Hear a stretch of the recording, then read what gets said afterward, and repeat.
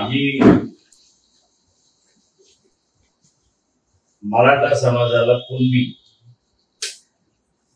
संबोधावं अशा रीतीने असा जिहाद जाहीर केला आणि अशी टिपकी मारली की न सुटणारा प्रश्न आम्ही सोडवतो. ही दुर्दैव असं म्हणेल की भारतीय जनता पक्षाने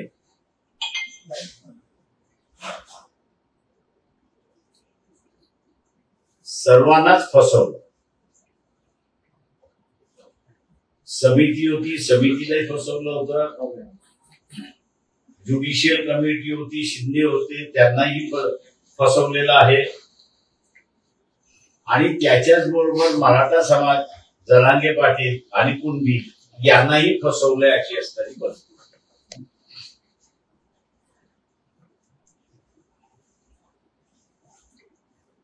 कोणाच्याच हाताला काही लागलं नाही अशी असणारी परिस्थिती. वंचित बहुजन आघाडीची जी भूमिका होती की ओबीसीचं आरक्षण ओबीसीलाच राहिलं पाहिजे आणि मराठा समाजाला आरक्षण द्यायचं असेल तर त्यांचं ताट हे वेगळं असलं पाहिजे, तरच मराठा समाजाला आरक्षण मिळू शकतं. ती भूमिका शासनाने घेतली नाही. तर शासनाने सर्व मराठा हे कुणबी समजावेत म्हणून असा जो GR काढला,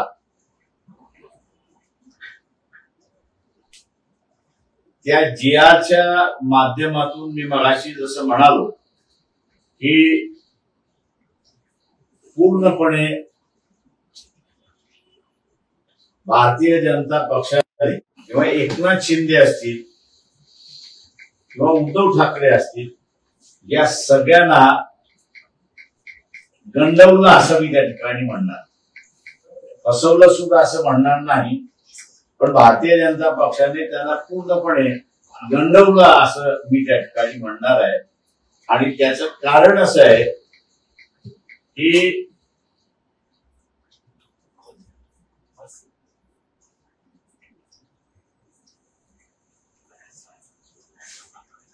17/10/2023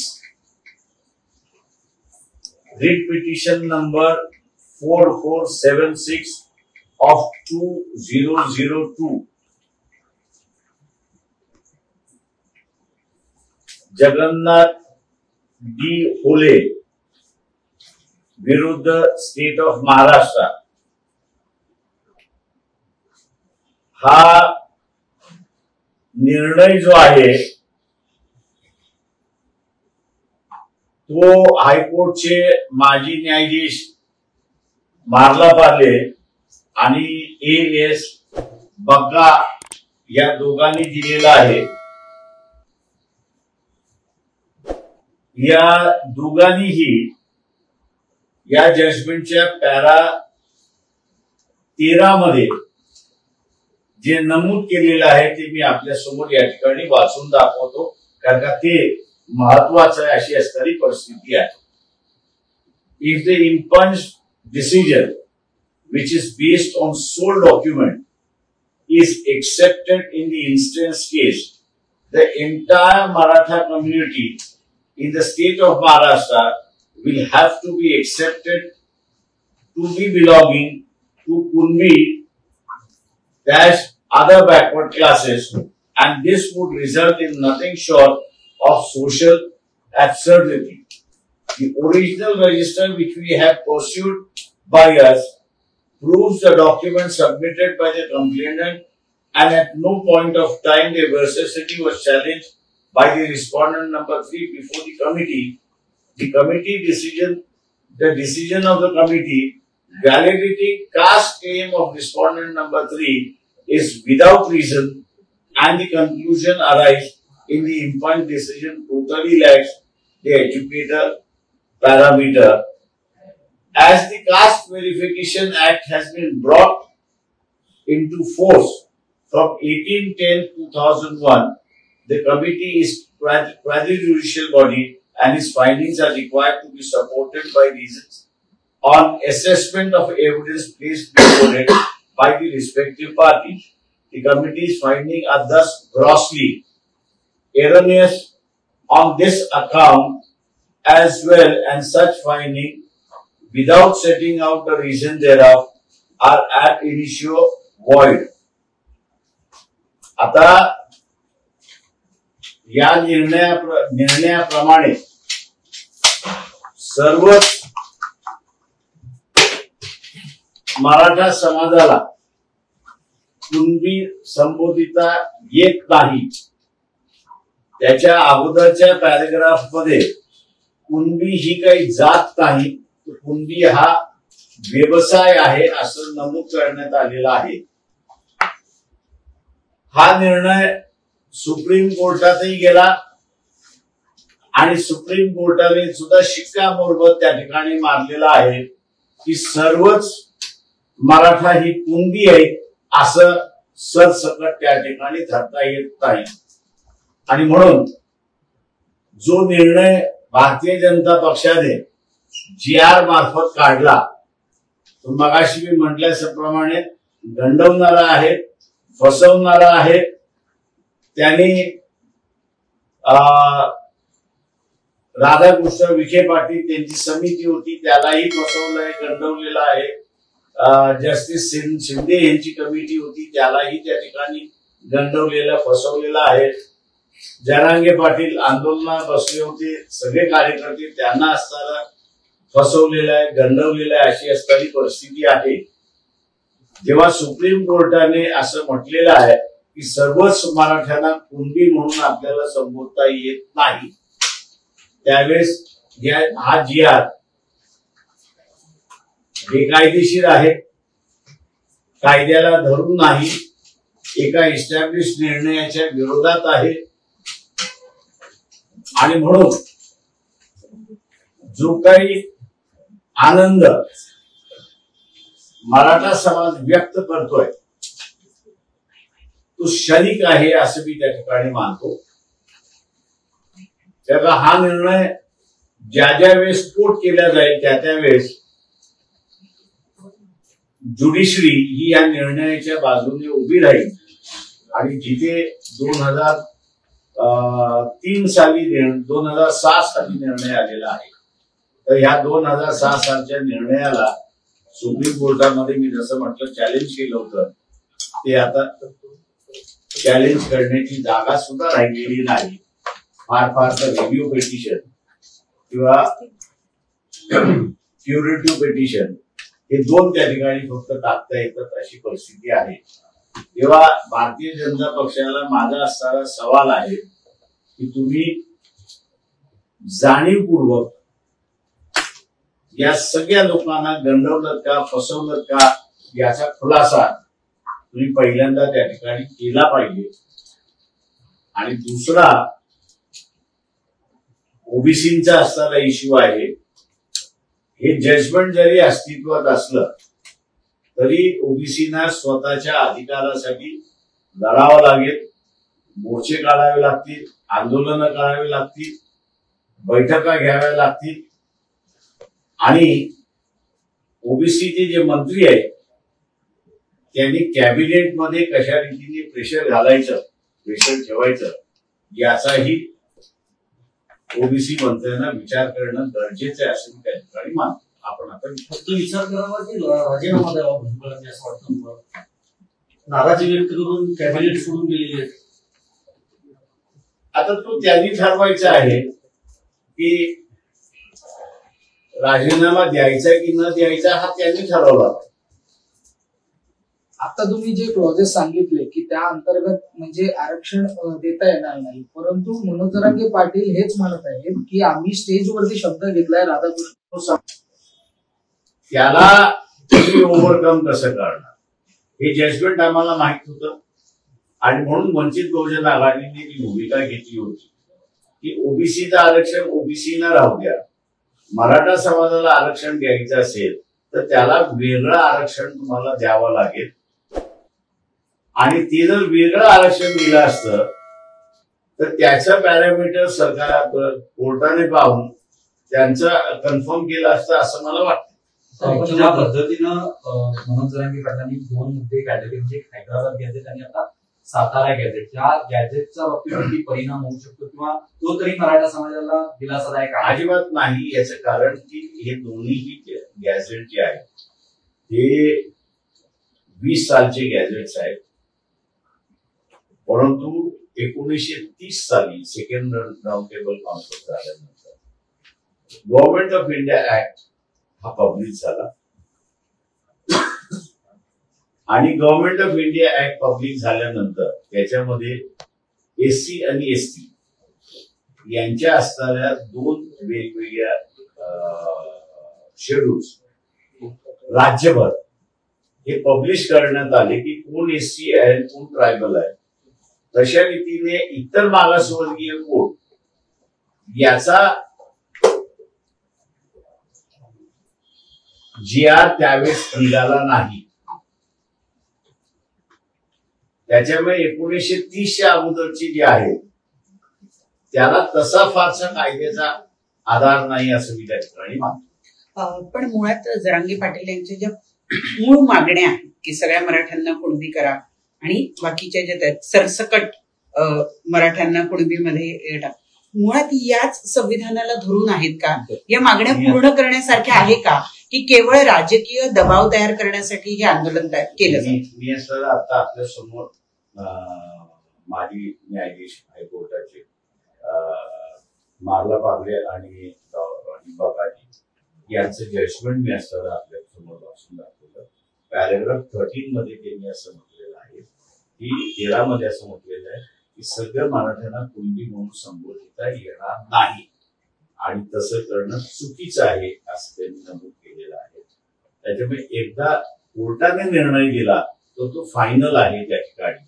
त्याच्यामुळे आता कितीही पब्लिकली आपण म्हणायला लागलो की सर्वच मराठा कुणबी आहेत, कायद्याने त्याला काहीच अधिकार नाही अशी असणारी परिस्थिती आहे. पण मुख्यमंत्री आणि दोन्ही उपमुख्यमंत्री म्हणतात आम्ही कायद्याच्या चौकटीत बसणारच आरक्षण देतोय, तसाच निर्णय घेत नाही, कायद्याचंच नाव पुढे देऊन जाते सरकारकडून. मी आपल्याला आता असताना जे जजमेंट आहे ते वाचून दाखवलेलं आहे. हे जे मुंबई हायकोर्टाचं जजमेंट जे आहे ते सुप्रीम कोर्टाने कन्फर्म करून दिलेलं आहे. त्याच्यामुळे आता सुप्रीम कोर्टापुढे असणारं मी जसं म्हणालो की रिव्ह्यू पेटिशन नव्हतं किंवा क्युरेटिव्ह पेटिशन सुद्धा नव्हतं. त्याच्यामुळे हा निर्णय फायनल झालेला आहे. त्याच्यामुळे म्हणून मी म्हटलं की भारतीय जनता पक्ष गंडवतोय आणि फसवतोय हे त्यांनी थांबवावं अशी असणारी परिस्थिती नाही. याच्यामध्ये पण मग नाही, तुम्ही फक्त भाजपचं नाव घेताय, तुम्ही फक्त भाजपचं नाव घेताय. सरकार महायुतीचं सरकार आहे, मग त्यातले जे 2 मराठा उपमुख्यमंत्री आहेत त्यांचा समावेश तुम्ही यात का करत नाही? मी याचं करत नाही कारण त्यांना गंडवलेलं आणि फसवलेलं.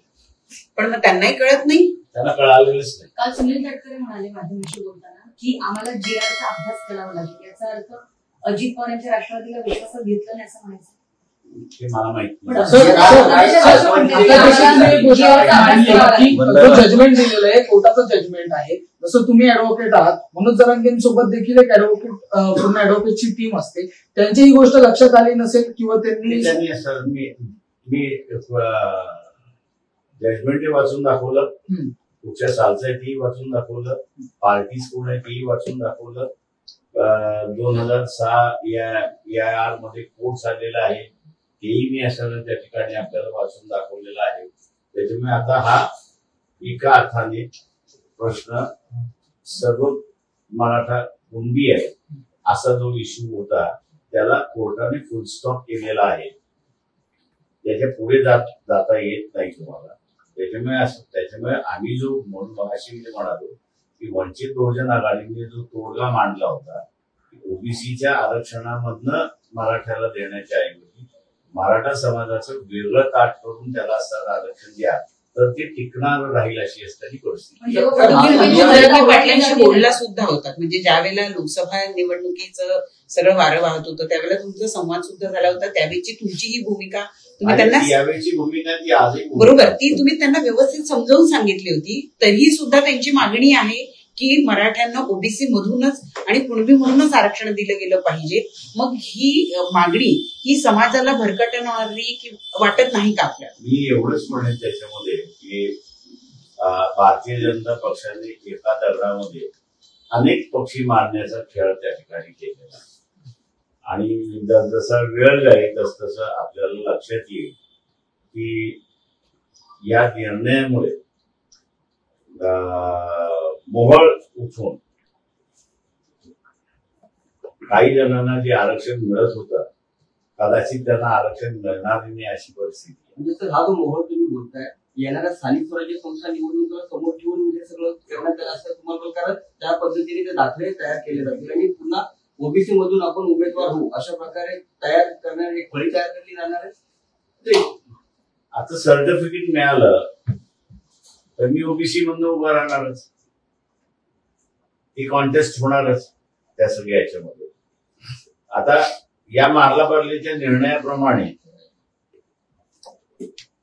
स्क्रुटिनी कमिटीला जे आहे ते ज्यांच्या रेकॉर्डमध्ये मराठा आहे त्यांना कुणबी सर्टिफिकेट तुम्हाला देता येणारच नाहीये या निर्णयाप्रमाणे. त्याच्यामुळे नुसतं सर्टिफिकेट कॅन्सल होईल एवढं नाही, तर ज्यांनी व्हॅलिडिटी दिलेली आहे त्यांनी कोर्टाच्या निर्णयाला लावून व्हॅलिडिटी दिलेली आहे म्हणून त्याच्या विरोधात सुद्धा कारवाई होऊ शकते. जे शिंदे समिती होती ज्यांनी सगळ्या नोंदी शोधून काढल्यात आणि हा जो जी आर निघाला त्याच्यामध्ये पण कुणबी मराठा आणि मराठा कुणबी ह्या असे याच्यामध्ये जर वंशावळ सापडली तर त्यांना ते दाखले ओबीसीचे दाखले देण्यात येणार असं स्पष्ट लिहिले. जर ते दाखले देण्यात आले तर ते कोर्टाच्या तांत्रिक बाजूने ते व्यवस्थित असतील तर ते टिकतील का? मी तुम्हाला असं वाचून दाखवलेलं आहे ते असं म्हणतात की सर्व मराठ्यांना कुणबी म्हणून संबोधता येत नाही. कुणबी हा कुणबीच, पण सर्वच मराठी कुणबी आहे असं नाही. तेव्हा ज्याच्या सर्टिफिकेट वरती मराठा आहे त्याला माझा व्यवसाय हा कुणब्यांचा व्यवसाय होता हे त्याला सिद्ध करावं. आता शिंदे समितीनं जे 2.5 वर्षाचे काम केलं सर, 7,000 गावांमध्ये नोंदीच नाही आणि 2,500 पैकी सर 8,000 फक्त व्हॅलिड होत असतील. 2.5 लाखापैकी 8,000 फक्त व्हॅलिड होत आहेत. याला काय म्हणायचं? फसवेगिरी, याला फसवेगिरी. विकास करायचा नाही,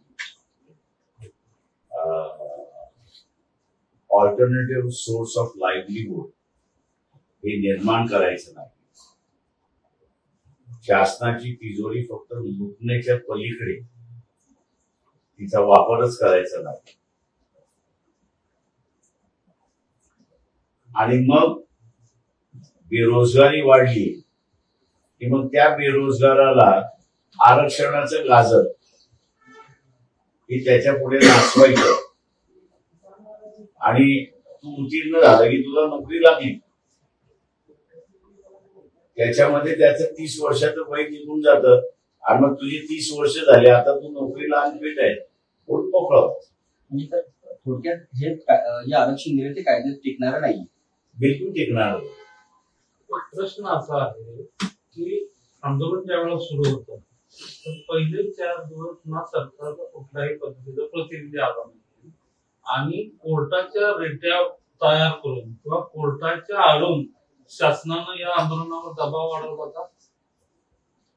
कारण ज्या पद्धतीनं कोर्ट ऍक्टिव्ह मोडवर होता आणि महाधिवक्ता स्वतःच कोर्टामध्ये आर्ग्युमेंट करताना म्हणत होते तुम्ही निर्णय द्या, तुम्ही हे द्या, अशा पद्धतीचे जे आर्ग्युमेंट करत होते.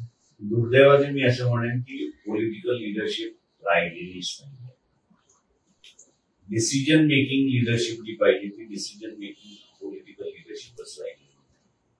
त्याच्यामुळे पोस्टपोन करणारी ही लिडरशिप त्या ठिकाणी राहिली आणि पोस्टपोन करणारी लिडरशिप असल्यामुळे कोणीतरी मला आधार द्यावा अशी तरी परिस्थिती. पण मी स्वतः तो निर्णय करू शकतो. पण मग तुम्ही आंदोलनाबद्दल बोलत आहात का सरकारबद्दल? सरकार थँक्यू.